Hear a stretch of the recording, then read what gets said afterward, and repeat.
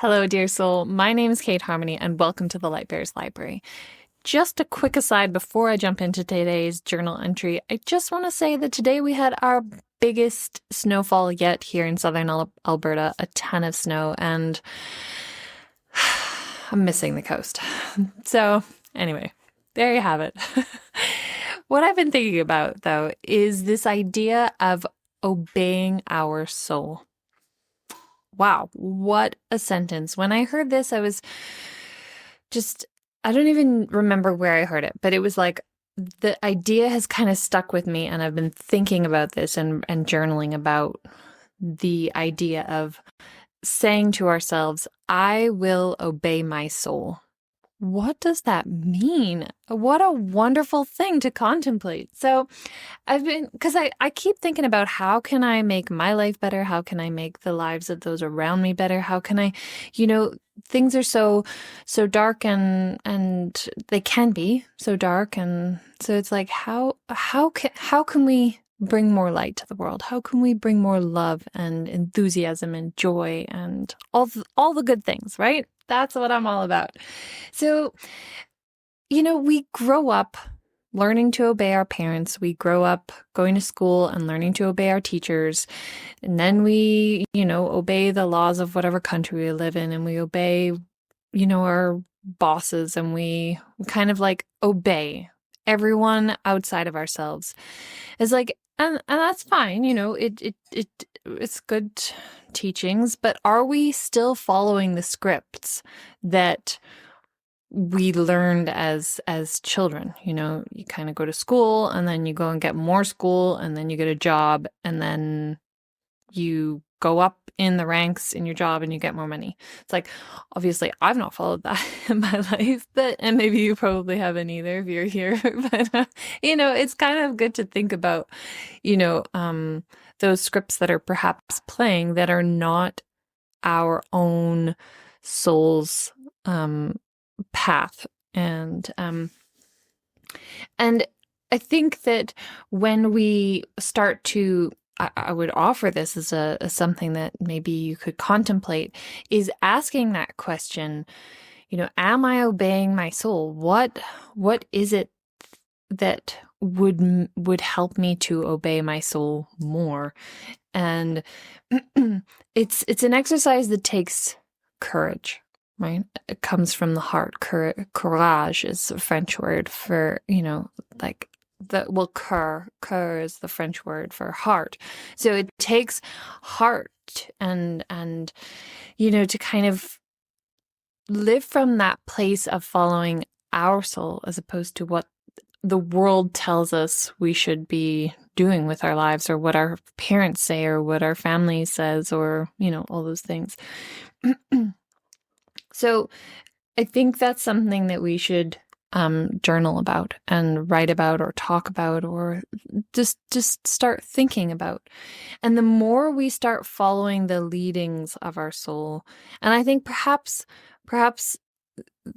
intuition is involved in, maybe the soul speaks through our intuition. If you're someone who's in touch with their intuition, I think maybe this is how the soul speaks to us. It guides us. It leads us in what we should do next, in our lives. And, the more we follow those leadings, the more I think our soul speaks to us. It's like anything. It's like any relationship that we have in life. The more energy and attention we invest in a relationship with someone, the more that relationship blossoms and grows, and the more we share with one another, the more trust there is. And so I think that's the same with our soul. The more we follow those leadings, the more leadings we will get. And then we can learn to trust our soul more and more. It's kind of like an exercise in trust building. So we can, it could be like, it could be that we think, oh, well, what if it's wrong? What if I'm not hearing my soul? right or the intuition right and I make a wrong decision. And it's like, just keep trusting that it's leading us. It requires, this unseen element of belief or trust in sort of the unseen, right? We can touch and feel our body, but our soul is something, and our intuition is something very ephemeral, but real.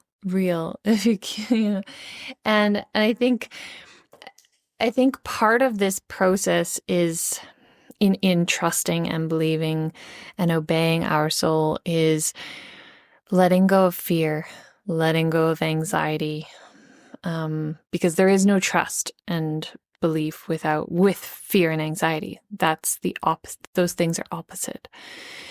So starting to let go of fear and anxiety and trusting that all shall be well, even when the circumstances around us, the events that are happening around us in our own lives, and if you hear things about happening in your community or in your country or in the world, whatever, it's like, even if those things look dark, just keep believing that there is a way through, and that your soul will guide you and lead you through that. And I have learned in my own life that this has been an experience of looking back on my life when things have seemed dark or hard or challenging. And it's like, I don't want to be in this situation right now. It's like, I know that once time passes and I just keep trusting my soul and just keep obeying its leadings, I move through that and I get through it. And I realize that those times and situations actually helped to grow my understanding and my wisdom, and perhaps helped me to understand what not to do, which can be very helpful. Sometimes just as helpful as knowing what to do, but it's having faith that what's happening is part of the plan, part of the process, and not getting anxious and stressed and fearful about what's happening right now. Just kind of shaking that off and trusting. So, staying optimistic is kind of what I'm thinking about. But when we obey our soul, so when we say, I will obey my soul, I think the more we do that, the more we will find energy and enthusiasm for life coming into us.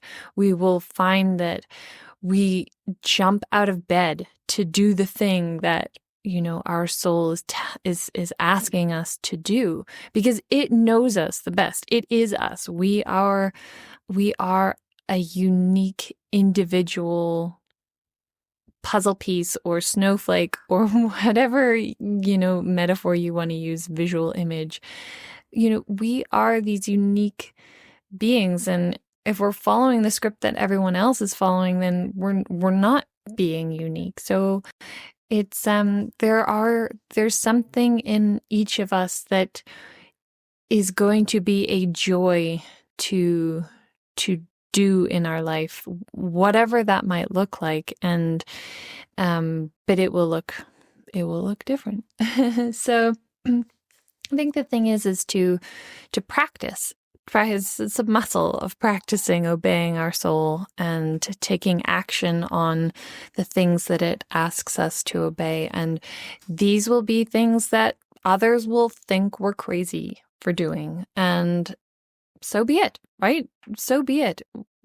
I want to be on my deathbed saying, I obeyed my soul and I lived a full, joyful life that was full of meaning and purpose and wonder that's the kind of life I want to have lived.